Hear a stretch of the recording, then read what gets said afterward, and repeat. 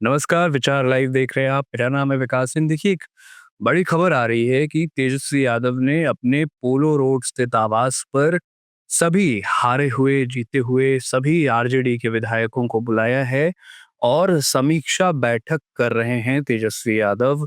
यानी कि सीधे तौर पे तेजस्वी यादव ये जानने की कोशिश में हैं कि आखिर बिहार विधानसभा चुनाव में इतनी खराब परफॉर्मेंस आरजेडी की तरफ से आखिर कैसे हो गई। बैठक में जो है जीते हुए और हारे हुए दोनों विधायकों को बुलाया गया है और मीटिंग में पूर्व प्रदेश अध्यक्ष राष्ट्रीय जनता दल के अध्यक्ष जगदानंद और बाहुबली नेता सूरजभान सिंह भी मौजूद हैं। वहीं तेजस्वी के आवास पे पहुंचे विधायक आलोक मेहता ने कहा कि चुनाव में गड़बड़ी हुई है। अब ये गड़बड़ी क्या है, ये आगे तेजस्वी यादव या तो प्रेस कॉन्फ्रेंस करते हैं या महागठबंधन के तौर तरफ से एक जॉइंट प्रेस कॉन्फ्रेंस होगी, उसमें ये चीज बताई जाएगी कि आखिर किस गड़बड़ी की बात राष्ट्रीय जनता दल कर रही है। संभावना ये भी है कि राहुल गांधी एक बार फिर से वोट चोरी के मुद्दे को सार्वजनिक करेंगे, ऊपर लेकर के आएंगे। वहीं विधायक जो है बोगो सिंह, जो कि मटिहानी से जीतकर राष्ट्रीय जनता दल की तरफ से आए हैं, उन्होंने कहा है कि चुनाव के पहले 10-10 हजार दिए जाने पर उन्होंने सवाल उठाए और कहा कि एनडीए की जमीन खिसक चुकी थी, उन्होंने जीविका दीदियों का वोट खरीदा है। यानी कि सीधे तौर पे जीविका दीदियों का जो मानदेय बढ़ाया गया, महिला रोजगार योजना के तहत नीतीश कुमार के द्वारा जो 10,000 रुपए महिलाओं के खाते में भेजे गए, ये भी आरोप थे कि चुनाव के दौरान भेजे जा रहे हैं या आचार संहिता लागू होने के बाद भेजे जा रहे हैं, उस दौरान भी भेजे जा रहे थे। तो ये आरोप लगाए जा रहे थे विपक्ष के द्वारा कि इन सारी चीजों के चलते जो है, हालांकि देखिए, अब नीतीश कुमार का जो कोर वोट बैंक है वो महिला वोट बैंक है, जो नीतीश कुमार का कोर वोट बैंक माना जाता है। उसके बाद इन सारी तमाम योजनाओं के बाद तेजस्वी यादव ने भी कहीं ना कहीं पहले उन्होंने युवाओं को नौकरी देने की बात की, हर घर सरकारी नौकरी की उन्होंने बात की थी कि हर घर के एक युवा को हम सरकारी नौकरी दिलाने का काम करेंगे।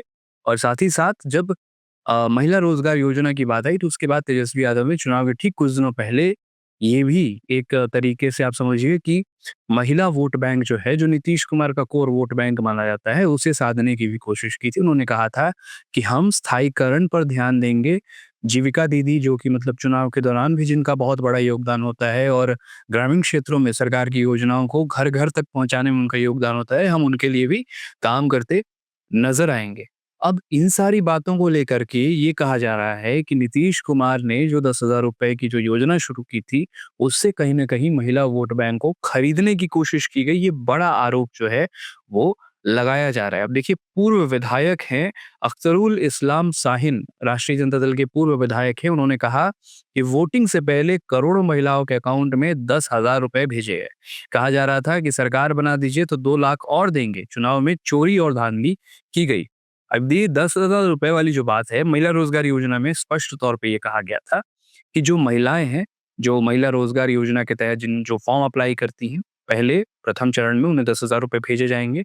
अगर वो अपने जो जो उनका रोजगार है, जो बिज़नेस है, अगर वो उस पे काम करती हैं अपने व्यवसाय पे, तो उनका व्यवसाय अगर सफल होता है, तो सरकार उन्हें 1,90,000 रुपए या 2 लाख रुपए और उनके खाते में भेजेगी। तो ये रोजगार के तहत था, लेकिन ये बड़ा आरोप जो लगाया जा रहा है कि कहा जा रहा था कि सरकार बनने दीजिए तो 2 लाख और देंगे, ठीक है? तो रोज़गार योजना, एक चीज़ तो ये है कि रोज़गार योजना में 10,000 रुपए जो है, वो सरकार बनने के बाद, अगर सरकार बने, आप महिलाएँ जो हैं अगर वो अपना काम करती हैं, उनका व्यवसाय अगर सफल होता है, तो उन्हें 2 लाख रुपए अतिरिक्त और दिए जाएँगे, बशर्ते उनका जो रोज़गार है, उनका जो व्यवसाय है, उसको सही तरीके से सरकार परखेगी, देखेगी कि उन्होंने कितना बेहतर किया है और तब जा कर के वो पैसे दिए जाएँगे। तो एक तो ये आरोप लगाया जा रहा है। वहीं चुनाव आयोग पर ज़िम्मेदारी लेने की बात कही जा रही है राष्ट्रीय जनता दल की ओर से। तो ये जो एक समीक्षा बैठक है, इसमें बड़े विधायक पहुँचे, जो जीते हुए विधायक हैं राष्ट्रीय जनता दल के, वो पहुँचे हैं, बड़े नेता पहुँचे हैं, तेजस्वी यादव हैं। और लगातार ये बैठक चल रही है। अब देखने वाली बात ये होगी कि कहीं न कहीं जिस तरीके से राष्ट्रीय नेता दल के अंदर, लालू परिवार के अंदर रोहिणी आचार्य को लेकर के जो मामले खड़े थे, जो बवाल कट रहे थे, उन पर तेजस्वी यादव की क्या प्रक्रिया आती है, जो प्रेस कॉन्फ्रेंस होंगे उसमें प्रेस के भाई जो हैं, हमारे बंधु जो हैं, वो लगातार इससे भी सवाल पूछेंगे कि परिवार के अंदर जो बातें चल रही हैं उसमें कितनी स्पष्टता है और उसको लेकर के तेजस्वी यादव क्या कहते हैं। हार पर तेजस्वी यादव क्या कहते हैं, राहुल गांधी इस हार पर क्या कहेंगे, क्या वो फिर से वोट चोरी का एक मुद्दा जो है वो जनता के बीच रखेंगे, ये देखने वाली बात होगी। फिलहाल इस वीडियो के लिए इतना ही। बड़ी खबरों के लिए बने रहिए विचार लाइव के साथ। बहुत बहुत धन्यवाद।